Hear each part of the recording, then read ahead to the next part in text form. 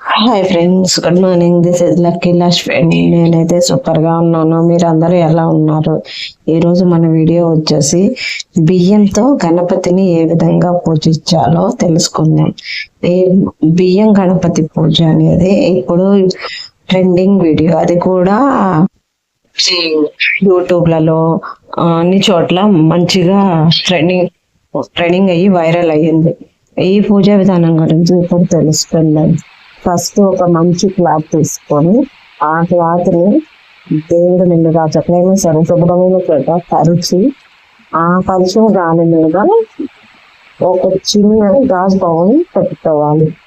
ఆ గాజు బౌల్ మంచిగా క్లీన్ చేసుకొని మనం ఫస్ట్ శుచిగా అండి స్నానం అవన్నీ ఆచరించి ఏ రోజైనా పర్వాలేదు, మీకు ఎటువంటి ప్రాబ్లం ఉన్నా సరే ఆ ప్రాబ్లం సొల్యూషన్ కావాలంటే ఈ పరిహారం చేసుకోవచ్చు. ఫస్ట్ ఇలా ఒక గాజు పాత్ర తీసుకొని ఆ క్లాత్ మీద పెట్టాలి. అలా పెట్టిన తర్వాత దాని లోపల మనం ఏదైతే ఉందో కోరిక, ఆ కోరికని ఒక పేపర్ తీసుకొని ఆ పేపర్ మీద మంచిగా రాసి నీట్గా ఏం ప్రాబ్లం ఉందో ఆ ప్రాబ్లం మంచిగా రాసి దాన్ని నీట్గా మంచిగా ఫోల్డ్ చేసి ఈ విధంగా ఆ పేపర్ ని ఆ బౌల్ లో పెట్టాలి.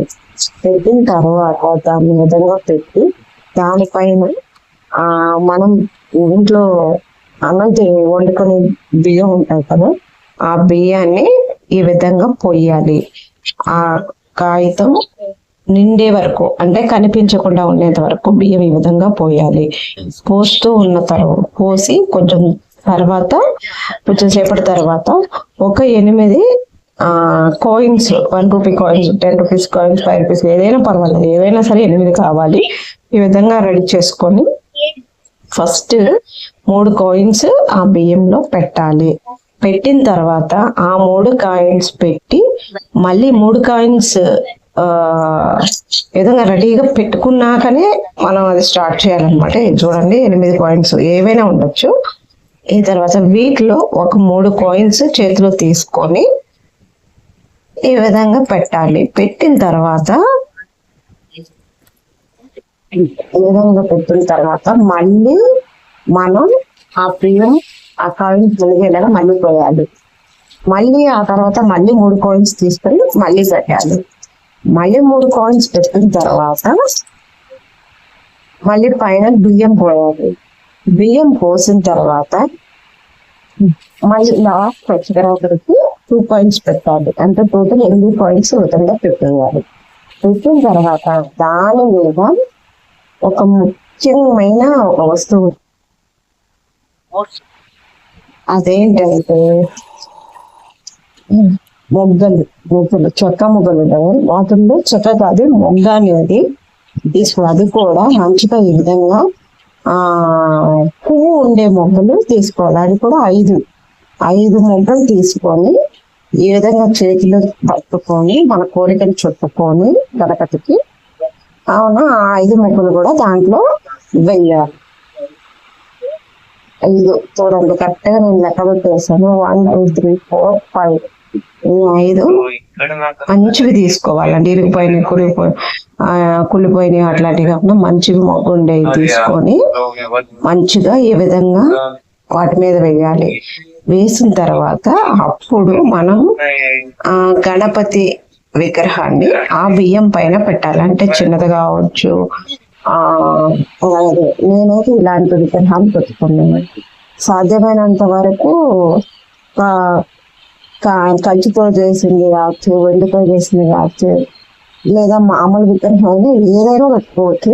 కాకపోతే పసుపుతో చేసిన విగ్రహం, మట్టితో చేసిన విగ్రహం మాత్రం సాధ్యమైనంత వరకు అవాయిడ్ చేయండి. ఎందుకంటే మనం వినాయకుని మళ్ళీ తేడిచ్చి మళ్ళీ పూజకి తీసుకుంటాం కాబట్టి నార్మల్ విగ్రహాలే, మన బయట ఉన్న విగ్రహాలు ఏదైనా సరే గణపతి విగ్రహాలు తెచ్చిపెట్టుకోవాలి. ఈ విధంగా తెచ్చిపెట్టుకున్న తర్వాత పసుపు కుంకుమ పెట్టుకొని మనకి గణపతికి పసుపు గోవతో అలంకరించి ఆ తర్వాత ధూపం వేసి తర్వాత హారతి ఇచ్చి ఈ విధంగా ఒక చిన్న ప్లేట్ తీసుకొని ఆ ప్లేట్ లోకి ఆ గణపతి ప్లేట్ ని షిఫ్ట్ చేసుకోవాలి.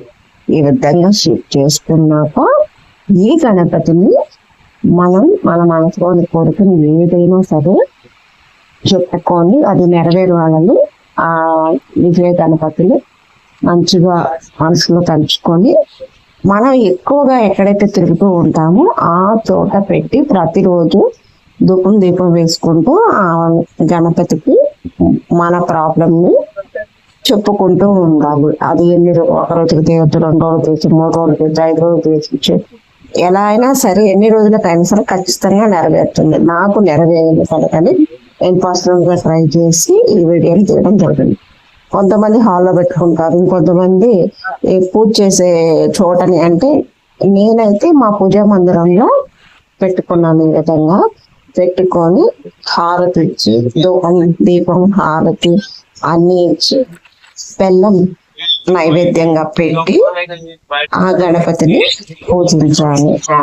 సరే, ఇప్పటి వరకు పూజా విధానం గురించి మేము తెలుసుకున్నాము. ఇప్పుడు పూజ అయిన తర్వాత ఏం చేయాలి అనే విధానం కూడా తెలుసుకుందాం. ఈ విధంగా గణపతిని పెట్టి మనం ఎక్కడ పెట్టుకున్నా సరే మన కోరిక తీరేంత వరకు గణపతికి డైలీ దీపం వేసుకుంటూ మనం మొక్కుకుంటూ ఉన్న తర్వాత మన కోరిక నెరవేరిన తర్వాత ఈ మనం పెట్టిన వస్తువులు ఆ బియ్యం కావచ్చు, ఆ నాణ్యాలు కావచ్చు, ఏం చేయాలో తెలుస్తుంది. బియ్యాన్ని మనం ఇంట్లో పొంగలి వండుకొని తినచ్చు, లేదా ఇంకా ఆ బియ్యాన్ని తీసేటప్పుడు పారే నీళ్ళంలో వేసినా కూడా చాలా చాలా మంచిది. ఇంకా ఈ 1 రూపీ కాయిన్స్, ఈ కాయిన్స్ అన్ని మనం బీరువాలో పెట్టుకోవచ్చు, లేదంటే మన పర్సులో పెట్టుకున్నప్పుడు చాలా చాలా మంచిది. తర్వాత ఈ మొగ్గలను తీసుకెళ్ళి మన ఏదైనా సరే డైలీ మనం తినే కూరల్లో కావచ్చు, బిర్యానీ వంటి వాటిల్లో కూడా వేసుకొని మనం యూజ్ చేసుకోవచ్చు. ఈ విధంగా ఈ పరిహారాన్ని చేసుకొని ప్రతి ఒక్కళ్ళు ఎందుకంటే కోరికలు నెరవేర్చుకొని హ్యాపీగా సంతోషంగా ఉండాలని లక్కీ లక్ష్మి యూట్యూబ్ ఛానల్ తరఫున కోరుకుంటున్నాను. ఇంతవరకు నా వీడియోని ఓపికగా చేస్తున్నందుకు చాలా థ్యాంక్స్, చాలా థ్యాంక్స్. దయచేసి నా వీడియోని వీలైనంత మందికి షేర్ చేయండి. వాళ్ళు కూడా ఈ పరిహారాన్ని చేసుకొని మంచిగా వాళ్ళ కోరికలు నెరవేర్చుకొని సంతోషంగా ఉంటారు. తద్వారా ఇతరుల సంతోషానికి మనం కూడా కారణమవుతాము. ఇది చాలా చాలా మంచి కార్యం. దయచేసి ప్రతి ఒక్కళ్ళు దీనిని పాటించాలని మనస్ఫూర్తిగా కోరుకుంటున్నాను. Please like my channel, subscribe my channel, share my videos. Keep watching going on. Thank you friends. Thank you so much.